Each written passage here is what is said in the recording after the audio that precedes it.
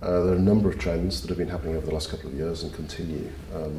Probably the first is the insatiable demand for data across a wider range of sports, across a wider range of events, and with more granularity. It seems the betting public just have that insatiable demand for more, and operators need to fulfill that. So from a rights holder perspective, you need to find the right way to get that product into the betting operators.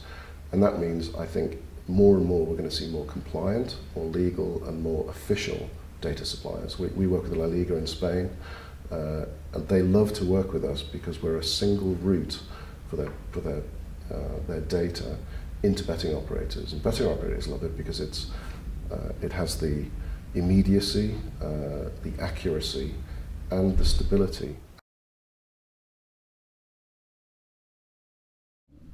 Well, the first is obviously finding the right commercial relationship between operators and rights holders, and typically that's through trusted intermediaries like SiS.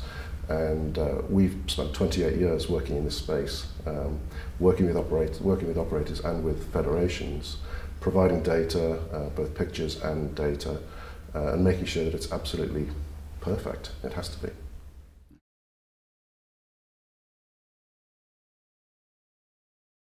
Well, data is the absolute key. Without the data, a betting operator simply can't take a bet. That's even more important in running, and that's one of the big trends, obviously, over the last few years. So with the rise of new features and products like Cash Out Now, for example, operators need absolutely up-to-the-second data, and those are the key things that we provide.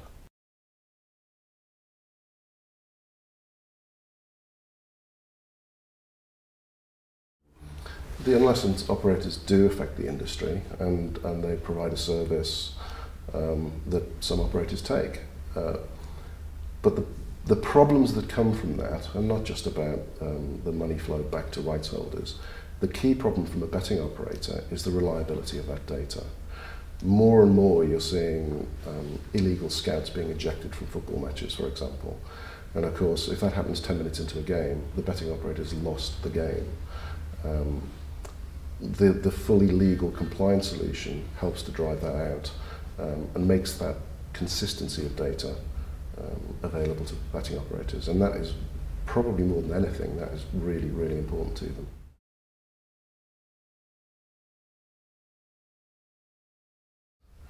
Well, would you believe, for SiS, we've been doing this for 28 years, and you know, in horse racing it used to be there's a man at the track with a phone calling somebody in an operator centre who's entering data and then transmitting that to betting operators.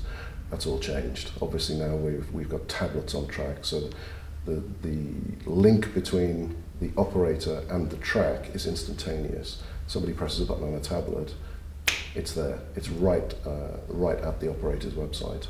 Those are the key changes, and technologies enable us to do that.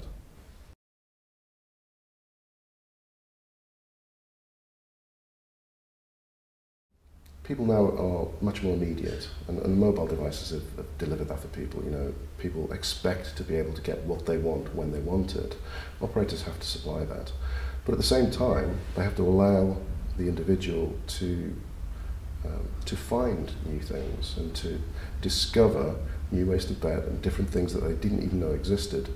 That, I think, that excite and delight the customer is what every operator is looking for, because if they can get that, they've got stickiness. And if an end customer is sticky with your product, with your, whether it be your retail proposition or your mobile or digital proposition, that's a success. That's what everybody's looking for. But innovation is what's really at the heart of it. And those companies who are spending time and investing in creating new ideas, responding to customer demand, are the ones who are succeeding.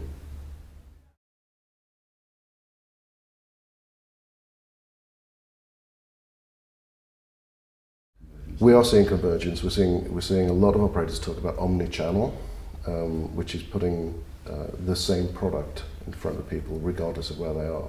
The key difference in that is that you've got to get the display of the product right, depending on the channel. So a mobile device and a retail environment are two very different experiences. Now, you might be using the same source data, La Liga football betting, for example, but the way you display it to a customer is going to be different, and operators are pretty good, I have to say, at identifying exactly what the right market types, the right bet types, and the right way of displaying them are, depending on where people are. In retail, you want people to have a much wider experience across a whole range of sport. In a mobile device, it's about the immediacy. I'm watching a match and I'm betting on the match as it goes immediately.